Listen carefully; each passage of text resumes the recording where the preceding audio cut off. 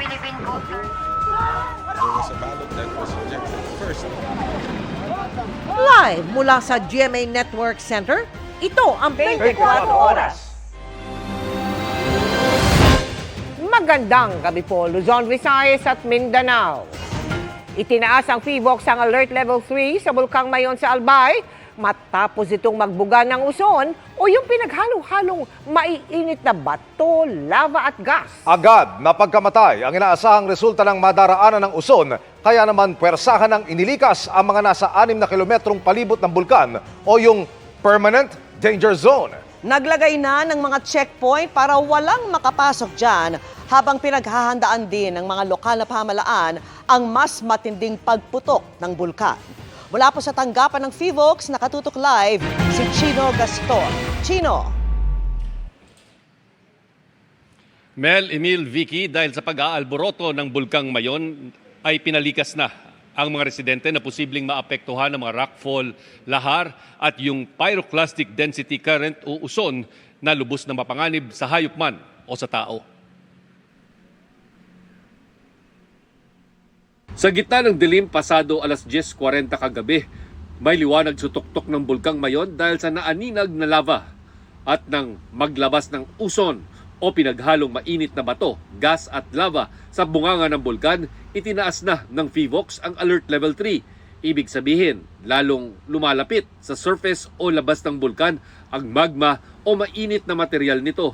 Technically, it's erupting. It's just a fusive eruption. Yun yung quiet eruption natin, slow release of magma doon sa edifice ng bulkan. Kaya sa Kamalig Albay, puwersahan ng inilikas simula alas 4 ng hapon kanina ang mga nakatira 6 na kilometrong palibot ng Bulkang Mayon o Permanent Danger Zone. Nagtayo na rin ng mga checkpoints para tiyaking wala nang papasok sa 6-kilometer Permanent Danger Zone. Suspendido rin ang mga klase. Technically, dapat walang tao doon kasi it's a permanent danger. Even at alert level 0, dapat walang tao doon. Ang dapat i-evacuate natin yung nakatira beyond the 6-kilometer permanent danger zone, di ba? But kami naman sa PHIVOLCS, we recognize the reality on the ground na may mga nakatira talaga doon. Mahalaga yan lalo't nakamamatay ang uson o yung tawag ng mga Bicolano sa pyroclastic density current. Instant o agad na pagkamatay ang idudulot kung madaanan yan. Kung makabal, maaari kang malibing, masunog o madaganan. Kung manipis naman, maaring kapusin agad ng hininga ang madadaanan.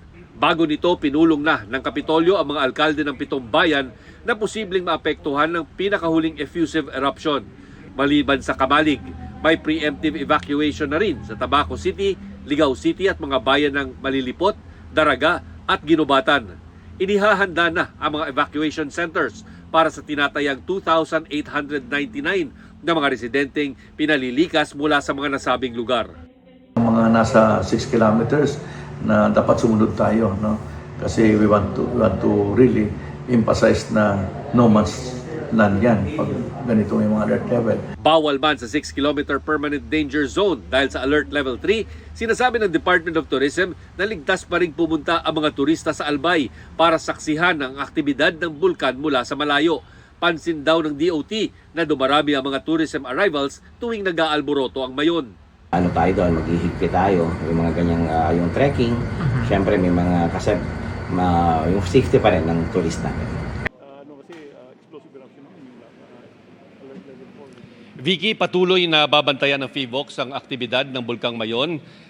Base sa dami ng rock falls, inilalabas na sulfur dioxide emissions at ang paggalaw ng magma sa ilalim ng bulkan na posibleng maging palatandaan daw ng mas malakas na eruption sa mga darating na araw. Vicky. Maraming salamat sa iyo, Chino Gaston. Nang araro at tumagilid ang isang truck ng graba sa ilang bahay sa Siniloan, Laguna. 2 nadaganan at namatay. Nakatutok si Salima Refran. Umalingaw-ngaw ang sigawan at iyakan sa may Fami Infanta Provincial Road sa Siniloan, Laguna kahapon. Isang truck kasi ang umararo saka tumagilid sa mga bahay sa tabing kalsada. Lalong nagkagulo ng kuyugin ng ilang lalaki ang pahinante at driver ng truck. Sinubukang tumakbo ng pahinante pero hinabol din siya ng mga lalaki.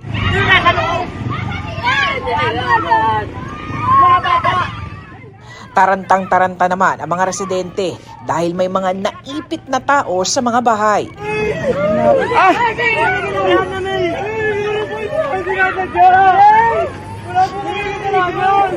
Gumamit ng payloader para maialis sa mga naipit na biktima at maisugod sa ospital. 2 ang nasawi habang ginagamot, kabilang ang isang menor de edad. 6 naman ang nasugatan, kabilang ang driver at pahinante ng truck. Galing Infanta, Quezon ng truck na may kargang graba at papunta sanang Lucena City nang madisgrasya sa kurbada. Napansin ng isang saksi na tila pagewang-gewang ang truck. Ang tuling din po kasi talaga ng takbo eh. Walang preno, hindi man na nabusina. Kwento ng driver ng truck, pababa na po sila, nawalan po ng preno yung kanyang minamanihong dump truck.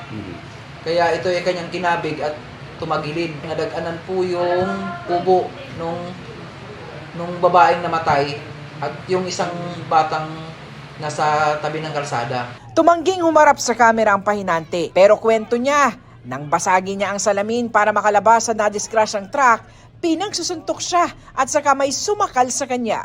May tumulong lang daw sa kanila, kaya nakaalis at dinala sa pulisya. Sasampahan ng reklamong reckless imprudence resulting in double homicide, multiple physical injuries, and damage to property ang driver ng truck.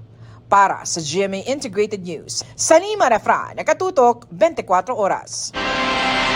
Patay ang isang lalaki matapos malunod sa Ilog Pasig. Inaalam pa ang totoong nangyari pero may humabol umano sa biktima ng mga lalaking sakay ng kotse kaya siya napatalon sa ilog. Nakatutok si June Veneracion. Bangkay na namatagpuan ng mga otoridad ang lalaking yan sa Ilog Pasig, sakop ng Barangay 286 sa Binondo, Maynila, pasado alas 7 kagabi.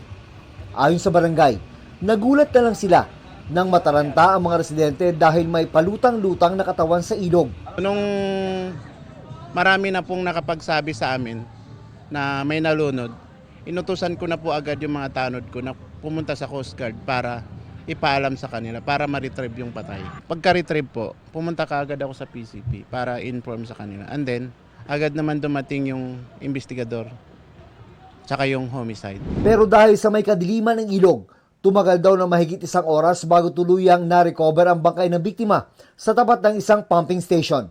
Base naman sa salaysay sa mga otoridad ng mga kasamang babae ng biktima, ilang lalaki nalulan ng kotse ang humahabol sa biktima. Yung isang kasama niya nahuli, and then yung isa pa niyang kasama tsaka siya, tumalon po ng ilog. And yun, unfortunately, hindi po siya nakaligtas, but yung isa po nakatakas. Pero sira raw ang mga CCTV na makapagpapatunay sa salaysay ng mga babae ayon sa barangay. Palaisipan din umano sa barangay kung bakit hindi agad humingi ng tulong ang mga babae nang makitang nalulunod na ang kanilang kaibigan. Nataranta rin daw sila, hindi rin daw nila alam yung gagawin nila. Gayunman, patuloy ang backtracking ng pulisya sa posibleng lugar na dinaanan ng biktima bago ang insidente. Hinahanap din ang isa pang lalaki na sinasabing tumalon din sa ilog para makuhanan ng salaysay at mabigyang linaw kung ano ang totoong dahilan ng nangyari. Para sa GMA Integrated News, June Veneracion, nakatutok 24 oras. Para tiyaking ligtas ang ruta ng traslasyon sa Biyernes, sinuyod ng MMDA ang mga kalsada sa Maynila na daraanan ng andas ng Poong Jesus Nazareno. Pinagsisita lahat ng sagabal, maski yung mga nasa designated parking area pero wala umanong ticket. Nakatutok si Oscar Oida. Hindi biro ang siksikan sa mga kalsada sa palibot ng simbahan ng Quiapo tuwing pista ng Jesus Nazareno. Nadelikado kung may mga nakaambalang sa dadaanan ng maladagat na daloy ng mga tao. Tulad ng 2006 nang bumigay ang mga takip na kahoy sa isang hukay sa Carlos Palanca Street kung saan may mga nahulog, nagkastampid at may namatay. Kaya ganun na lang ang pagsuyod ng mga MMD Special Operations Group Strike Force sa mga sagabal, lalo sa mga dadaanan ng andas. Pero sa pagsita sa isang bangketa, nagmatigas pa ang isang barangay XO. Sa huli, wala rin siyang nagawa, kundi sumunod. kaya nga sinasabi sa inyo, alisin natin. Oo nga, ako na lang po mag-alis. Promise ko sa inyo, sir. Bukas pagbalik ko, wala na. Okay po. Oh, ito, Sige pero po. ito pwede ngayon na. Yung sidecar? Yes, lahat. Itong motor akin niya, sir. Oh, sige, pakialis na po. Bukas sige. pagbalik ko, pag andyan yan, ako mag-aalis, ha? Oh, sige po, sir. Usapan Walang problema. maayos yan, ha? Opo. Bukod sa delikado, makababagal din sa daloy ng traslasyon at andar ng andas ang mga sagabal. Ngayon pa lang, sinampulan, tinikitan at hinatak ang mga alanganing nakaparada sa Carlos Palanca, Quezon Boulevard, pati na sa Arlegue Street. Mapakotse man, motorsiklo o tuktok. We're expecting millions or even hundreds of thousands of people who will be participating on. It's very important na as early as now, i-clear na po natin sila. Bukod pa sa mga lumalahok sa traslasyon, ang mga nag-aabang lang sa pagdaan ng andas sa bangketa. Kaya sinita ang mga tindahang lumagpas na ang pagninegosyo sa dapat sana'y daanan ng mga tao at mga car wash na mismong sa bangketa naguhugas. May ibang nakiusap pa sa MMDA. Baka pa pwede na mapagbigyan lang. Pasensya na po, kung pinagbigyan natin, lahat na lang po ng humingi ng konsiderasyon, pagbibigyan natin lagi. Sa Plaza del Carmen, sa harap mismo ng San Sebastian Church kung saan ginaganap ang pagdungaw. Mas marami pang illegally parked na sasakyan ang naabutan at nahatak. Kung tutuusin, designated parking ang lugar. Pero May mga sasakyan na inabutan po natin na wala naman pong parking ticket. So ibig sabihin po niyan, pumarada po sila illegally. simula bukas, suspendido muna ang pagpapaintulot na magparada sa mga designated parking area sa mga lugar na dadaanan ng traslasyon. Para sa GMA Integrated News, Oscar Oida, nakatutok, 24 oras. Natupok ang 4 na nakaparadang delivery truck sa Pasig matapos sumiklab ang sunog na nagsimula raw sa isang pagsabog. Nakatutok si EJ Gomez. Naglalagablab na apoy ang gumising sa mga residente ng Barangay Rosario sa Pasig City pasado 2:00 ng madaling araw kanina. Nasunog ang magkakatabing delivery truck na nakaparada sa isang parking area sa gilid ng kalsada ng East Bank Road. Kwento ng mga saksi, nagsimula ang apoy sa isang pagsabog sa isa sa mga nakaparadang truck. Pagdungaw namin, yung sumabog na po, yun na po, ang laki na ng apoy. Kaya ginawa ko, tumakbo po ako doon sa may tapat ng mga bahay. Tapos doon pa ako sumigaw ng sumigaw. Gising kayo, baka masulog yung bahay niyo. Mag-aalas 3 kanina nang itawag sa mga otoridad ang sunog. Sinubukan pa raw itong apulahin ng ilang truck driver pero hindi nila nakaya ang malaking apoy. Yung unang pagsabog, nagduda na ako kasi napakalakas. Oo, tapos yung pangalawang pagsabog, sumilip ako sa bintana nung inuupahan kong kwarto. Tumakbo na ako rito palabas. Ayun. Ngayon, marami kaming fire extinguisher dyan sa opisina. Kumuha ako ng isa, ay masyadong malaki na yung sunog. Bone truck na yung sunog, di na kaya. 4 na 6-wheel delivery truck ang nasunog na nagkakarga ng mga gamot at construction materials. Naamoy ko na may gas na may halong kuryente. Tsaka sumilip ako, tsaka may pumutok po kasi sa truck. Nakita ko po yung sunog. Pumunta lang po ako sa kabilang guardhouse para makioperate sa kasama ko. Tapos kinuha niya ginising niya yung mga driver para maatas pa yung ibang sasakyan. Inabas lang po. Pagdating po ng truck namin na dispatch, kumalat na po yung apoy doon sa mga katabing nakapark na delivery truck din po. And then yung kantin na nasa harapan ng truck mismo na nasunog, yun na po. Opo, nadami. Pero yun lang po, minimal lang naman po dun sa harapan. Wala namang nasugatan dahil nakalikas sa mga truck driver na nakatira sa barracks ng kumpanya. Naapula ang sunog kaninang 3:12 a.m. Inaalam pa ng BFP ang sanhi ng apoy at ang halaga ng pinsala. Para sa GMA Integrated News, EJ Gomez, nakatutok, 24 oras.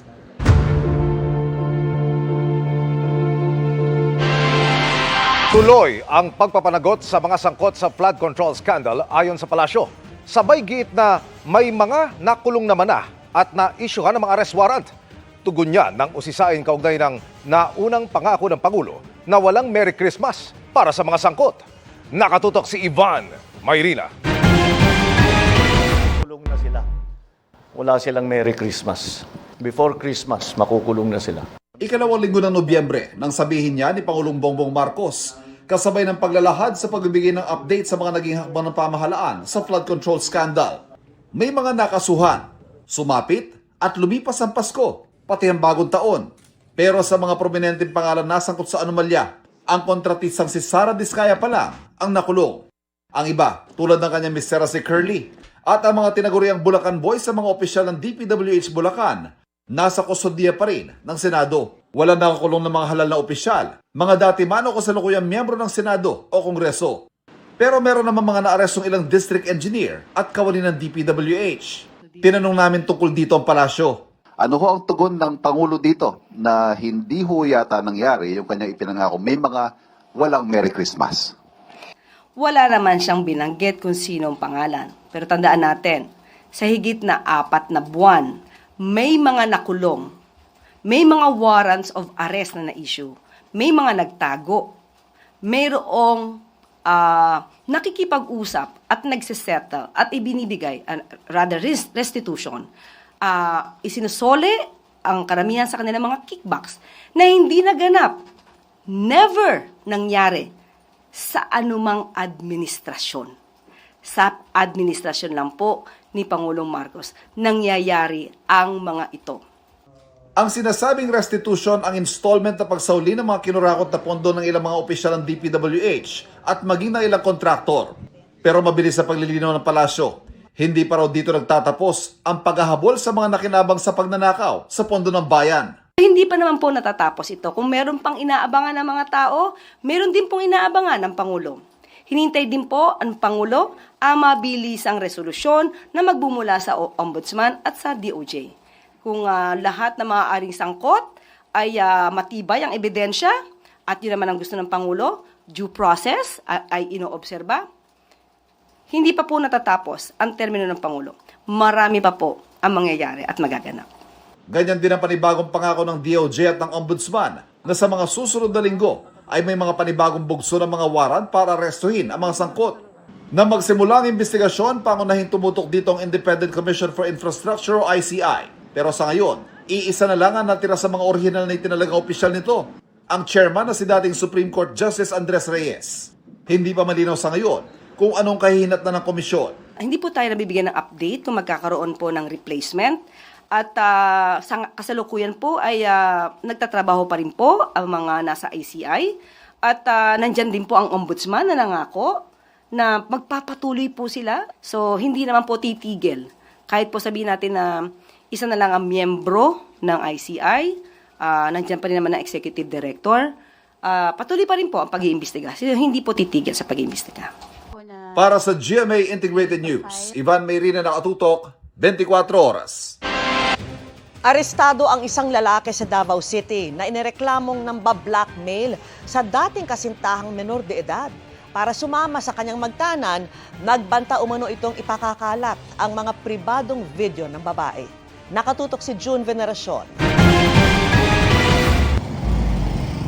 Sa gilid ng kalsada sa Davao City, muling nagkita ang mag-ex na sina alias Raymark, 18, at alias Rish, 17.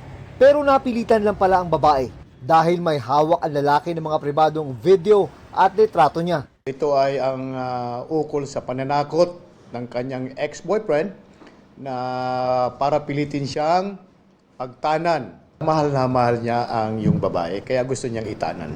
Para mas ma-pressure ang biktima na makapagtanan, ginamit ng suspect ang Facebook ng kanyang ex. Dahil alam niya ang password, nakagawa siya ng chat group para sa mga kamag-anak ng minor de edad na ex. At doon ipinost ang kanyang pribadong video at litrato. So ipinakalat ito sa kanyang relatives. Pero ang pananakot sa kanya, pag hindi niya ginawa yon, ipapakalat lalo sa malawak na social media platform. Dito nagsumbong ang biktima sa PNP Anti-Cybercrime Group, kaya ikinasaang entrapment operation laban sa suspect. Kabilang sa isa ng pangreklamo laban sa suspect ay grave coercion kaugnay ng Cybercrime Prevention Act. Sinusubukan pa naming makuha ang pahayag ng suspect na nasa kustodiya pa rin ng PNP sa Davao City. Para sa GMA Integrated News, June Veneracion, nakatutok, 24 oras. Kasunod ng issue sa ghost at substandard flood control projects, bubuo ang Senado at Kamara ng oversight team na tututok sa mga ginagastosan ng gobyerno. Kabilang sa mga gagawin ang inspeksyon sa mga proyekto. Nakatutok si Ian Cruz. Para higit na matutukan ang implementasyon ng mga proyektong pinagkakagastusan ng gobyerno, sinabi ni Senate Finance Committee Chairperson Senator Sherwin Gatchalian na sa unang pagkakataon, babalangkasin ng Senado at Kamara ang isang Joint Congressional Oversight on Public Expenditures. Kasunod dito ng kontrobersya sa ghost at substandard flood control projects ng DPWH. Maraming gustong tutukan si Gatchalian na magpapaganda umano sa pagbusisi nila ng budget proposals. For example, underspending ng mga agencies, yung foreign assisted projects, some projects na kailangan natin i-drill down pa, like for example, yung pagpapagawa ng hospitals, over capacity na yung mga hospitals natin. So yung mga ganitong bagay para pagdating ng budget, hindi lang isang araw, isang agency, alam mo na yung konteksto o alam mo na yung context nung pag-uusapan nyo during the budget briefing. Hindi na bago para sa Kamara at Senado ang oversight function. Ginagawa ito para i-monitor o i-review ang implementasyon ng isang batas, programa o mga proyekto ng gobyerno. Kasama sa mga gagawin nila, mag-ocular inspection sa mga proyekto. Iniisip na rin nila na magkaroon ng portal kung saan maaring magsumbong ang publiko, pero hindi raw ito dapat maging duplication ng sumbong sa Pangulo website. Kakausapin ni Gatchalian ang counterpart niya sa Kamara para sa pagbuo ng Joint Oversight Team.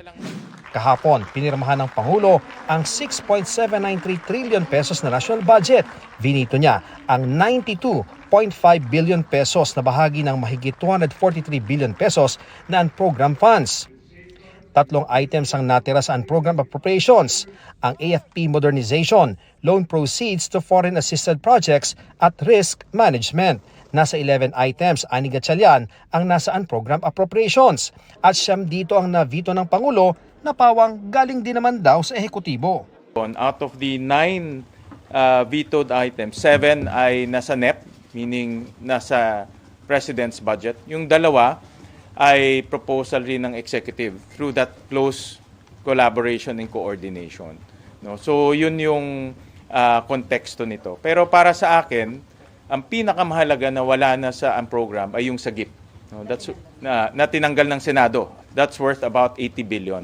Si presidential sister na si Senadora Amy Marcos, pinunto naman ang umano'y pagbabawas sa mga pondo para sa ilang proyekto, tulad ng pondo para sa Metro Manila Subway at North-South Commuter Railway at iba pang DPWH projects, habang nadagdagan naman ng pondo para sa kontrobersyal na programa tulad ng Tupad, AIX at iba pa.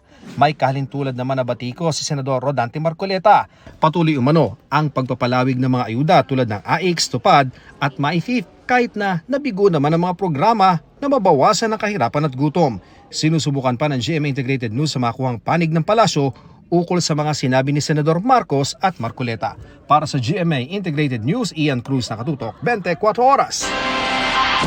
Hindi na lang sa BGC sa Taguig, may imbakan ng tubig na pangontra sa baha sa isang bahaing barangay sa Quezon City. Gumawa ng bersyon niyan na itinago naman sa ilalim ng isang basketball court. Nakatutok si Jonathan Andal.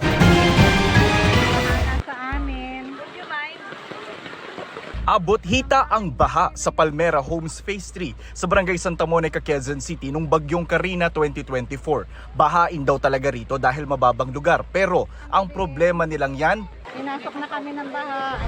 Tutulungang solusyonan ng nasa ilalim ng basketball court na ito, isang malaking imbakan ng tubig ulan o water detention basin. So ang sistema ganito, kapag bumuhos yung ulan, papasok po yan sa mga drainage dito, gaya po nito. And then mula dyan, aagos po yung tubig, papunta dito sa ilalim ng basketball court, kung nasaan yung water detention tank. Kapag naipon na yung tubig sa ilalim ng basketball court na ito, sa water detention tank, tapos tumila na rin ang ulan, humupa na, paiikuti naman po itong dalawang locking mechanism na ito para umangat yung gate na nasa ilalim, nang sa ganon, yung tubig mula doon sa loob ng water detention tank, aagos, itatapon, papunta po dito sa likod ng pader na ito kung nasaan yung Tuliahan River.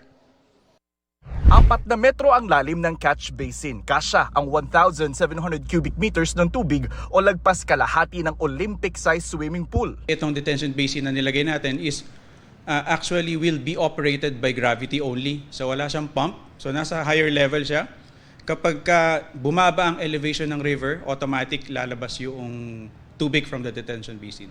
Pareho ang konsepto nito sa iniulat namin noon na water detention tank ng BGC o Bonifacio Global City sa Taguig na pangontra rin sa baha dahil kaya nitong sumalo ng 8 Olympic-sized pool na dami ng ulan bago pakawalan sa Pasig River.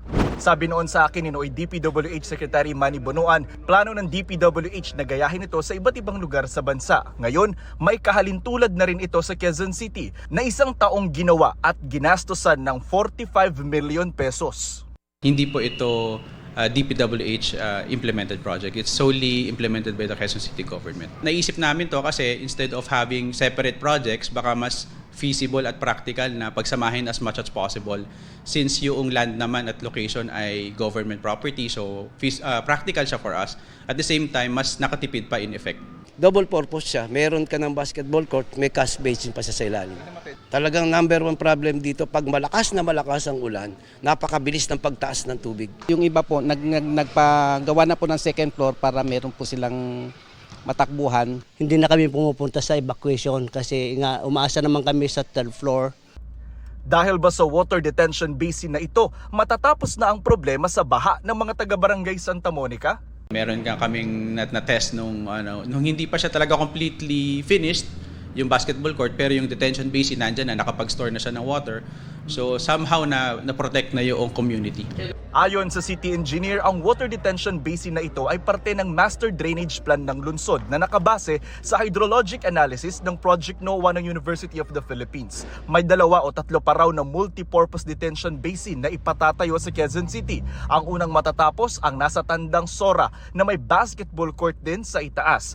Meron ding ginagawa ngayong retention pond sa loob ng Quezon Memorial Circle na imbakan din ng ulan. Para sa GMA Integrated News, Jonathan Andal, nakatutok, 24 oras. Nangangamba ang ilang business group sa natira pa ring unprogrammed appropriations sa 2026 national budget na posible umanong magastos ng batay sa desisyon ng iilang politiko. Pero ang giit ni Executive Secretary Ralph Recto, pork barrel free ang 2026 budget. Nakatutok si Ivan Mayrina. We will not allow the unprogrammed appropriations to be misused or May vinito man na mahigit 92 billion pesos. May 150 billion pesos pa rin natirang unprogrammed appropriations sa 2026 national budget na pinirmahan ng Pangulo. Sabi ng Department of Budget and Management, pinakamababa raw yan mula noong 2019. Sa 150 billion pesos sa yan kukunin ng obligasyon ng gobyerno sa mga foreign assisted project, kabilang ilang mga ongoing flood control project. Para naman doon sa flood control projects for 2026, wala pong nakalaan na budget para sa bagong flood control programa sa 2026. So, ang tanging puntong may kaugnayan lang po sa flood control ay para lamang doon sa ongoing foreign assisted projects po ng DPWH. So, ibig sabihin, may mga proyektong sinimulan na at may umihiral ng loan agreement. Pero aksyon ng Pangulo sa unprogrammed appropriations, hindi raw sapat, sabi ng ilang business groups.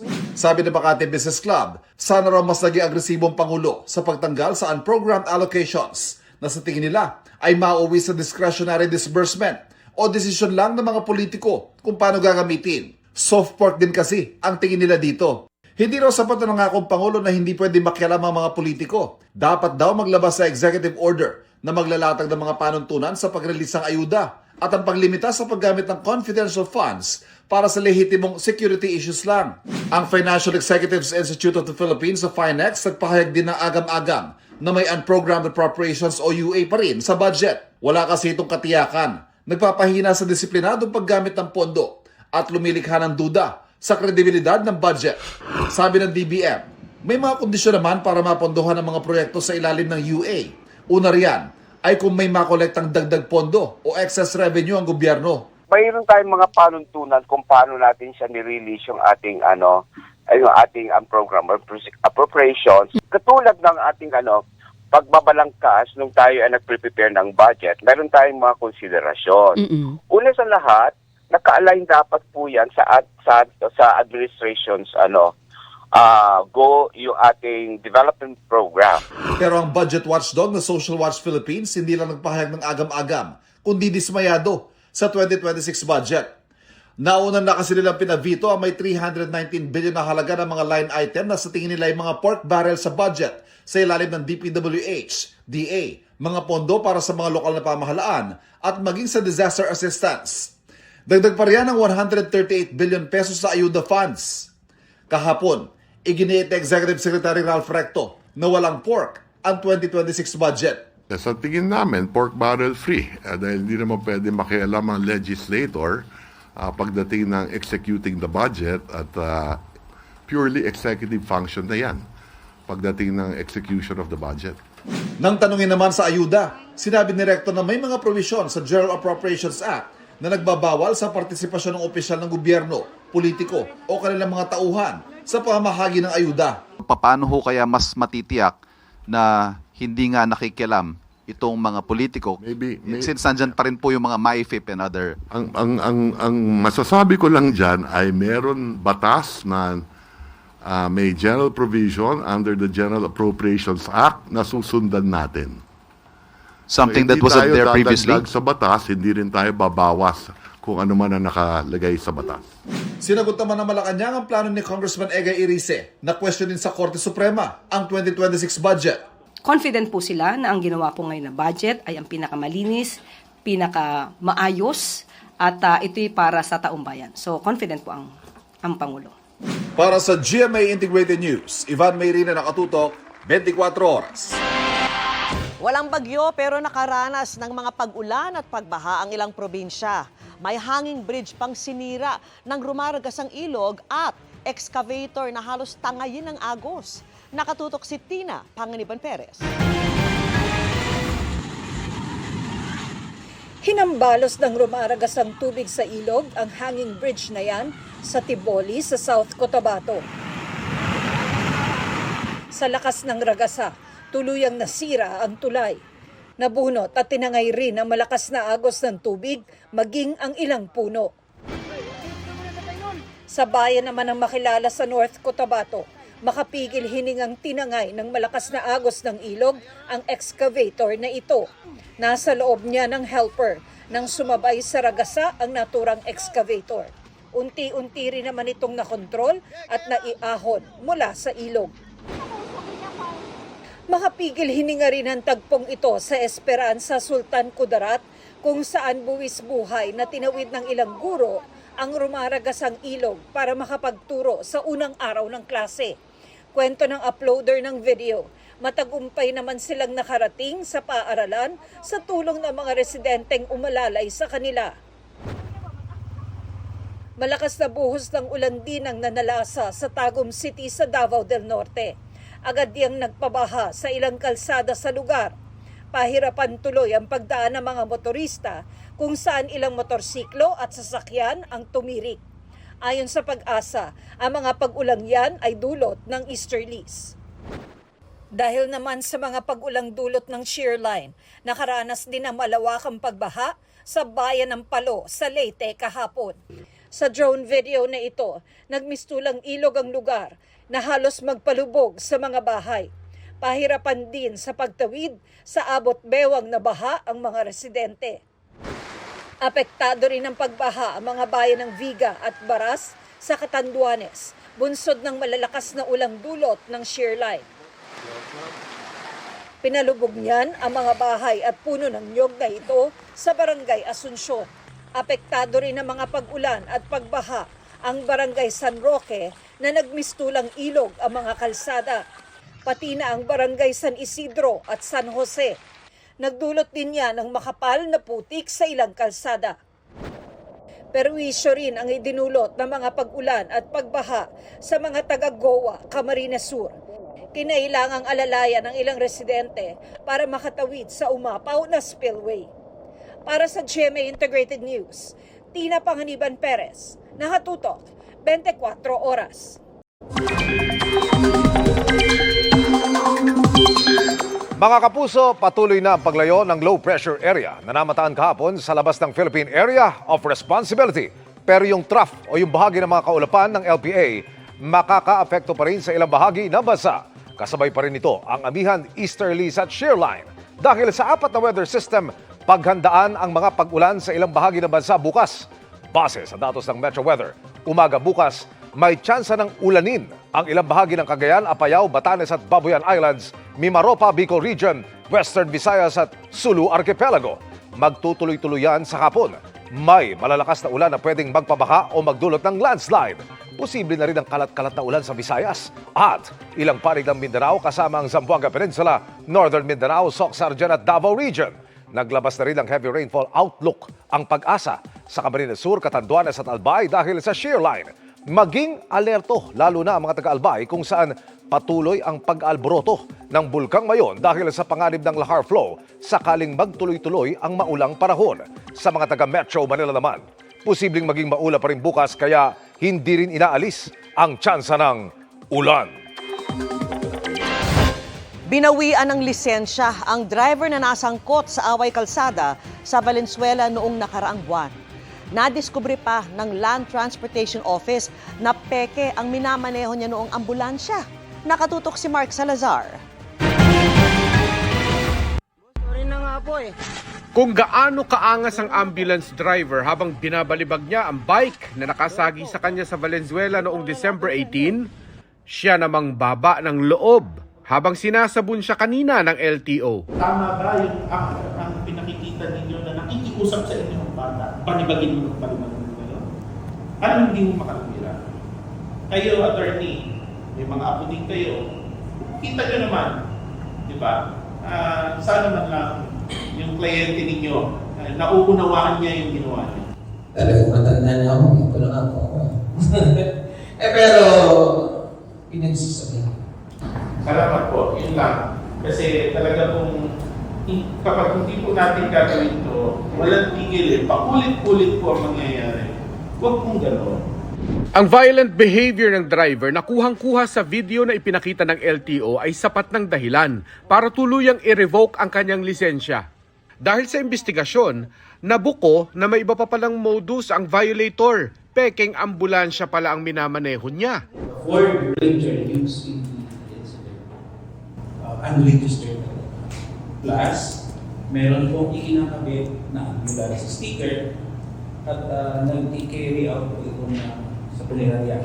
It appears during the interview that this is used by private. So therefore, this is subject for impoundment. With the guidance of our Assistant Secretary, we will impound it. Tumangging magbigay ng pahayag ang driver. Batid ng LTO na maraming iba pang peking ambulansyang naglipa na. Sa totoo lang, marami po akong nakikitang ganyan.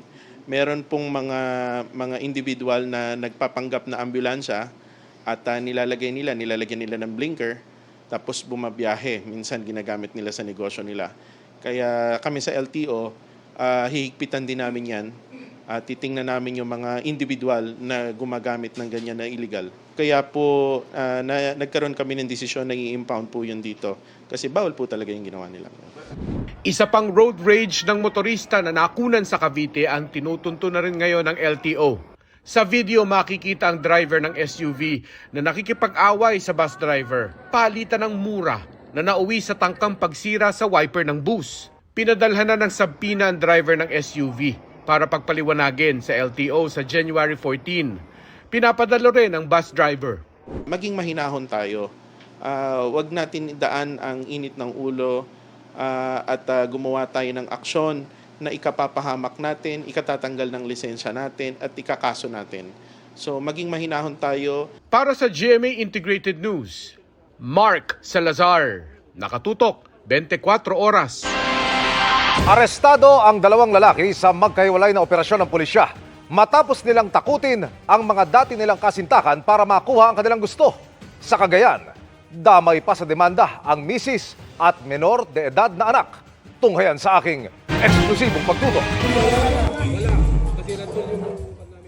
Sumiklab ang tensyon sa loob ng mall na ito sa Tuguegarao, Cagayan. Alam ko yung break tayo. Oo, kahit anong gawin mo. Nang dakpin ng mga operatiba ng PNP Anti-Cybercrime Group ang lalaking ito. Ang problema, nakialam sa police operation ang menor de edad na anak na lalaki ng suspect, kaya lalong naging komplikado ang sitwasyon. Kunin mo yung Dumating ang mga gwardya ng mall. Sir, patulong naman po. Maganda ng umas. Kunin mo yung phone niya. Pero nagtagal pa ng ilang minuto bago napahupa ang sitwasyon. Ang lalaking dinakip, inireklamo ng robbery extortion ng babaeng dati niyang naging karelasyon. Ayon sa reklamo, humihingi raw ang lalaki ng 200,000 pesos sa babae at ang kapalit, hindi na magdedemanda ang misis ng lalaki makaraang mabulilyaso ang kanilang relasyon. Ito ay labag sa kanyang kalooban. So, this intimidation was done through online. She seek the help of our field personnel. Bukod sa lalaki, kasama sa kinustudiya ng pulisya at kalaunay kakasuhan din ang menor de edad na anak na lalaki ng suspect, pati ang original na misis ng suspect, kasama sa idedemanda ng PNP. So, this son is part of the activity. Yung babae, kasi siya ang nag-utos. So, siya ang direct contact ng ating victim. So, siya ang nananakot. Patuloy namin sinisikap na makunan ng panig ang mga dinakip. Hoy! Papa ka na eh! Papa na yun. Ano? Pusas, yes, pusas. Samantala, sa Tanay City, Negros Island Province naman, naiyak ang isang lalaking dinarakip ng mga pulis, sumbong ng dating kasintahan ng suspect. Pinipilit siya ng lalaki na muli silang magtalik at kung hindi raw ito papayag, ipapakalat niya ang mga pribado nilang videos. No comment pa sa ngayon ng suspect na nasa kustudiya ng PNP ACG. Paalala ng pulisya, huwag basta magtitiwala kanino man kahit pa karelasyon mo na. Lalo na kung papasok na sa usapan ng pagkuha ng mga pribadong litrato at video. It might be used against us, especially you are not sure that there's someone also nakalink sa or naka-sync sa iyong account. So mag-ingat po tayo. Pag merong mga online harassment or online abuse, please report it immediately to the ECG field units. So we will act on it. Para sa GMA Integrated News, Emil Sumangil, nakatutok 24 oras. Bukas na ang simula ng pahalik sa Poong Nazareno sa Quirino Grandstand. May mga binago rin sa andas na gagamitin sa traslasyon para mas maging maayos ang takbo ng gamit nito. Nakatutok live si Maris Umali. Maris? Mel, nasa final stage na ang paghahanda na isinasagawa ng mga kinaukulan para sa gagawing pahalik bukas dito sa Quirino Grandstand bilang bahagi ng kapistahan ng Poong Jesus Nazareno. Kanina naman, Mel, ay pinakita na rin sa media ang itsura at mga pagbabagong ginawa sa andas ng Poon ngayong taon na maaari raw makatulong para maabot ang target na matapos ang traslasyon sa loob na lamang ng 15 oras. Bit-bit ng mga ihos del Nazareno ang nakabalot pang andas na gagamitin sa traslasyon ngayong taon. Bagaman parang katulad lang siya ng andas na ginamit noong 2025, may mga pagbabago raw na ginawa para mas maging maayos ang takbo at gamit nito. Una, ginawang perforated o butas-butas ang pintuan ng andas para maiwasan ang pag-moist ng salamin tulad ng nangyari nung nakaraang taon. May manibela na rin ang andas at may driver na pwedeng magmaniobra rito. Naililiko na ng maayos yan. Dati, ang nakalagay dyan, yung timon lamang, bakal lang yun na isang piraso. Parang nagtitimon ng bangka. Mahirap yun. No? Hindi nakokontrol. At least ito, mas madaling nakokontrol yan. No? May inilagay na ring fire extinguisher, power supply, electric fan at exhaust. Kahit 5 ihos daw ay kasya na rin sa loob. So ito po yung itsura ng loob ng likurang bahagi ng andas. Kung dati flat lang itong flooring, kaya nakasquat lang ang mga ihos sa loob. Ngayon, mas binabaan ang footbase para mas magkaroon ng espasyo, mas maging komportable at makaupo na ang mga ihos sa loob. Sakali namang magkaaberya, pwede rin naman daw buksan ang footbase katulad nito para silipin o agarang kumpunihin ang magiging problema sa gulong. Dinagdagan na rin ang gulong ng andas. 4 na forklift na gulong yan na palagay ko hindi na tayo magkakaroon ng problema na may mababali. No? Tingin ko matibay na ho ito. Meron na rin ho yung preno. Na may preno yan. Kaya pagka kahit anong itulak, padaos-dos, hindi ho mabilis itulak. Kung noong 2024 marami pa ang nakakaupo sa mismong andas, ngayon isa na lang ang makakatayo sa magkabilang gilid. Dadaos-dos at dadaos-dos ka dyan, so hindi ka na makakapwesto dyan. Gawa sa tempered glass ang salamin, kaya di raw basta-basta mababasag. Meron pa ring salya at lubid. Kung mapuputol yan, we have a spare. No, 2 set po ng spare na lubid. Hindi na nga lang kasing haba ng 50 meters, but enough para makatulong igiya at atake ng ating andas ng mas maayos. Patuloy na pakiusap ng mga iho sa mga deboto. Maging mahinahon sila at sana po yung pakikisa lang po sa kagustuhan ng simbahan para po sa yung darating na kapistahan maging solemn naman po at hindi walang kaguluhan. May 100 namang pulis na miyembro rin ng ihos na siyang tutulong sa pagsuway sa mga pasaway. Bukas naman ng alas 7 ng gabi, simula na ng pahalik sa imahe ng Poong Nazareno rito sa Quirino Grandstand. Pero may ilan ng mga deboto na pinili ng humalik sa puon sa Quiapo Church. Lagi po ako mahalik lang dito, hindi ko na po kaya dun sa Quirino po, sa Grandstand. Yung makahalik ka lang sa kanya dito, makapagdasal ka, para po gumaling yung mga namin, hingi kami ng ano sa kanya, pasalamat. Mel, idineklara naman ni Pangulong Bongbong Marcos na special non-working day sa Biyernes, January 9 dito sa Maynila para sa pista ng Poong Jesus Nazareno. Sa ngayon naman ay nandito na sa Quirino Grandstand yung imahe ng poon na gagamitin sa pahalik bukas. At mahigpit namang paalala ng simbahan para mapanatiling sagrado ang traslasyon, sumamba at huwag sumampa. Mel? Maraming salamat sa iyo, Mariz Umali.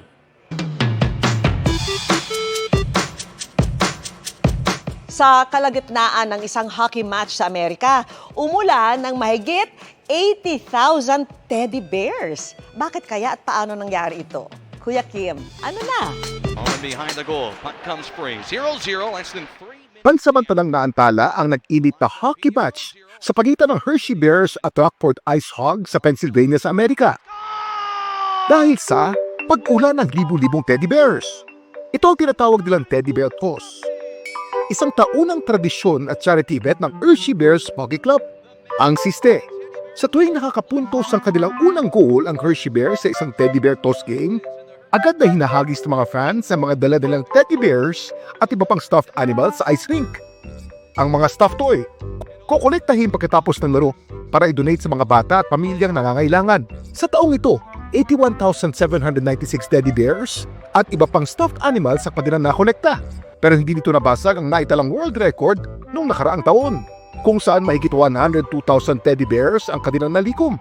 Pero bakit nga ba teddy bears ang tawag natin sa mga laruang ito? Kuya Kim, ano na? Ang mga original na teddy bear inimbento bilang pagkilala sa isang dating US President, si Theodore Roosevelt. Sa isang bear hunting trip kasi sa Mississippi noong 1902, si Roosevelt lamang ang hindi nakatugis ng oso. Kaya ang kanyang assistant, nagtali ng isang buhay na black bear sa puno para barilin ng presidente. Pero ang Pangulo, tumangging barilin ang walang kalaban-labang oso. Mabilis na kumalat ang balita at marami ang kumanga sa kinuha nito si Roosevelt. Hanggang nagka-ideya ang isang candy shop owner at asawa nito na gumawa ng isang stuffed bear bilang pagkilala kay Roosevelt. Tinawag nila itong Teddy's Bear. Laging tandaan, importante ang may alam. Ako po si Kuya Kim at sagot ko kayo 24 oras. Mainit na sinalubong ng kanyang Sparkle family si PBB Celebrity Collab Edition 2.0 ex-housemate Anton Binzon. Sa kanyang pagbabalik sa outside world, bit-bit daw ni Anton ang maraming life lessons na natutunan sa bahay ni Kuya. Sino naman kaya ang big winner para sa kanya? Makichika kay Nelson Canlas.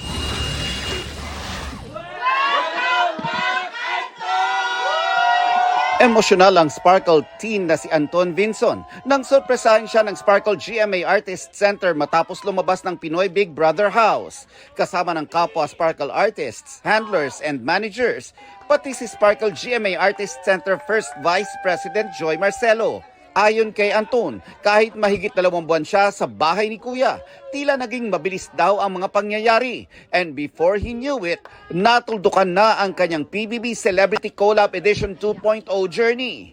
At least for now. Yung una namin ginawa, syempre, lagi kong nire-request sa bahay ni Kuya yung steak po talaga.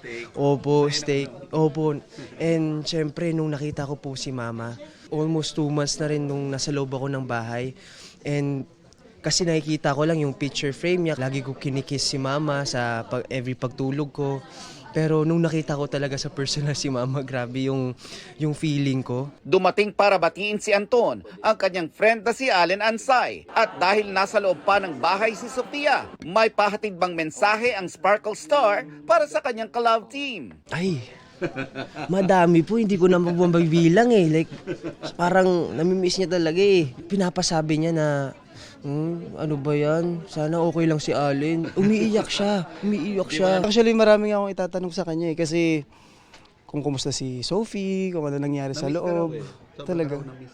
Kaya nga ako rin eh, namimiss ko rin siya araw-araw eh. Noticeable ang pagbabago kay Anton. Kasama na rito ang kanyang pag-trim down dahil na rin daw sa kontroladong pagkain at iba't ibang task na kanilang ginagawa sa bahay ni Kuya.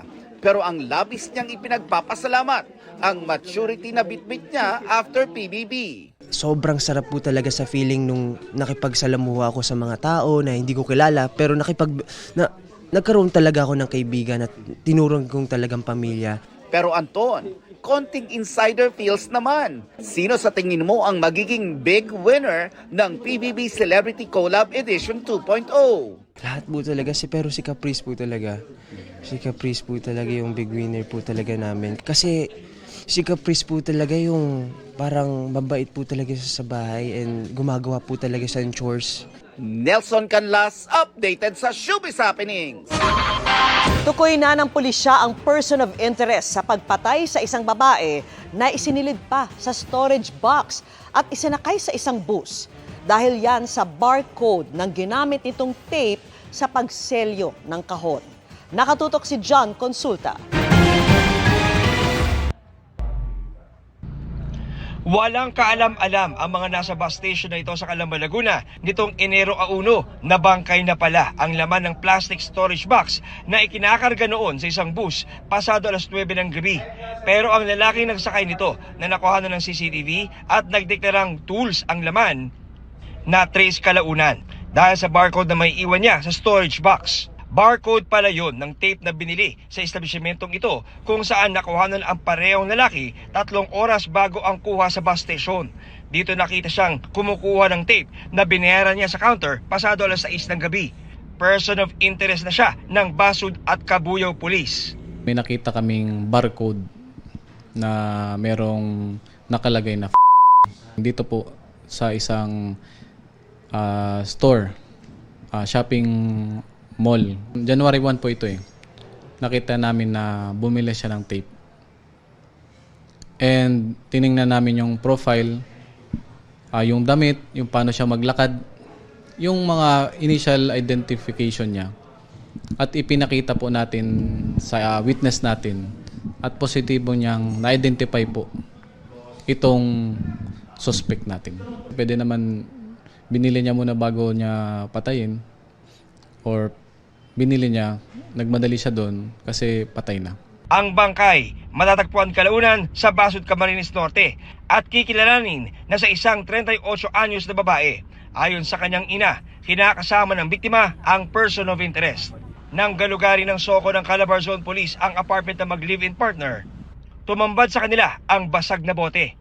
Dito nila posibleng pinatay ang biktima bago siya isinilid sa plastic box. Selos ang isa sa tinitingnang anggulo ng pulisya sa nangyaring pagpatay. Crime of passion po. Bakit po, sir? Possible po sa selos. Halos araw-araw daw po sila nag-aaway. Magkalibin po, magkasama sila sa isang bahay. Isang kahawig ng inilabas ng computerized composite ang iniharap sa mga saksi, pero lumabas na hindi siya ang hinahanap. Hindi po yan, sir. Gayunman, alam na nila ang pangalan ng person of interest. Possible po sana mag-surrender na siya. And may lead na din po kami kung nasan siya. May mga personnel na din po kami, may mga PNP personnel kaming ongoing po ang hot pursuit sa kanya. Nagpaabot na rin umano ng mensahe ang ka-live-in ng biktima sa ina nito at umamin umano sa pagpatay. Ang suspect, sir, karon pa lang yun, nag-chat dito sa akong anak. Nag-angkon siya ang nagpatay. Nag-surrender na siya dito sa akong anak. Kay aron daw, iya sad istorya niya iyang side nga nganong napatay niya akong anak. Kwento pa ng ina, huling beses niyang nakausap ang kanyang anak hapon ng Enero 1 at sinabing nagkaroon sila ng di pagkakaintindihan ng kanyang live-in partner. Huwebes sa hapon, mga alas 4, inaron nga oras yun, sir, na istorya pa na ako akong anak. Naghilak siya, nag-ingon nga, ma, nag-away na sad mi, ma. Ingko paglakaw diha, paglakaw. Gabi nag-chat ko saya, ingko ako naman kani. Kay nananghid man gud siya nga mulakaw adto siya saya igagaw dito lang sa siya kay nag-away lagi siya na iya kalibin. Nananawagan naman sila ng tulong para maiuwi ang labi ng kanyang anak sa probinsya sa Camiguin. Para sa GMA Integrated News, John Consulta, nakatutok 24 oras. Masakit man pero isa-isang ibinahagi ni Melanie Marquez ang umano'y pang-aabuso sa kanya ng asawa mula 2021. Umabot ito sa puntong na-abduct siya umano at ipinadala sa isang mental institution at drug rehab facility. Makichika kay Nelson Canlas. Kasi kuya pag masyado mo ko sinaktan, I'd rather not see you at all.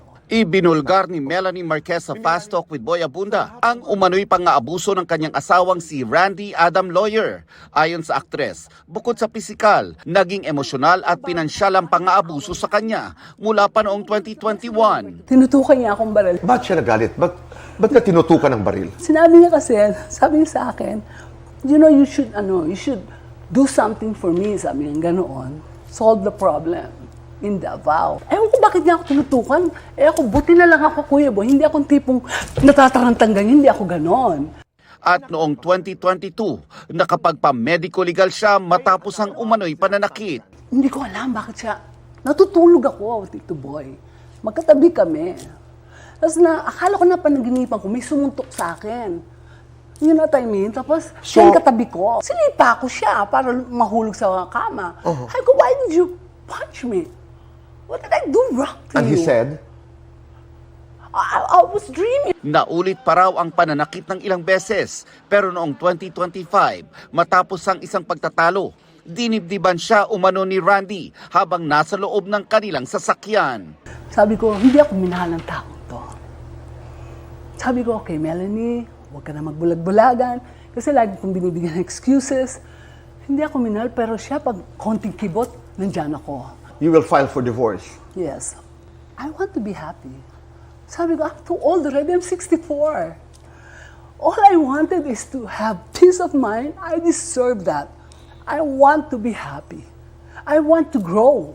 I want to rise again because he pinned me down. Ikinwento rin ni Melanie ang umano'y pag-abduct sa kanya at ang pagdala sa kanya sa isang mental institution at isa umanong drug rehabilitation facility na tumagal ng 6 na buwan.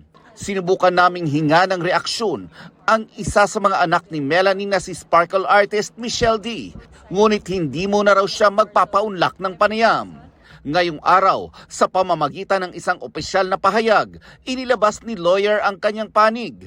Ayon kay Attorney Jeco Bello, mariing itinatanggi ng kanyang kliyente ang mga aligasyon ni Melanie. Madalas daw ang mga pag-aakusa ni Melanie pero pawang walang basihan. Harassment daw ito na pinagdaraanan ng kanilang kliyente dahil sa anilay defamation mula kay Melanie. Sabi pa ng mga abogado, ang kasong binanggit ni Melanie sa interview ay na-dismiss na sa Makati City Prosecutor's Office at hindi umabot sa korte. Tutugon daw si lawyer sa mga aligasyon ni Melanie sa Bureau of Immigration na siya raw tamang forum. Nelson Canlas, updated sa Showbiz Happenings. Samantala, panibagong panalo para kay Filipina rising tennis star Alex Ayala sa 2026 ASB Classic Round of 32 sa New Zealand pa rin.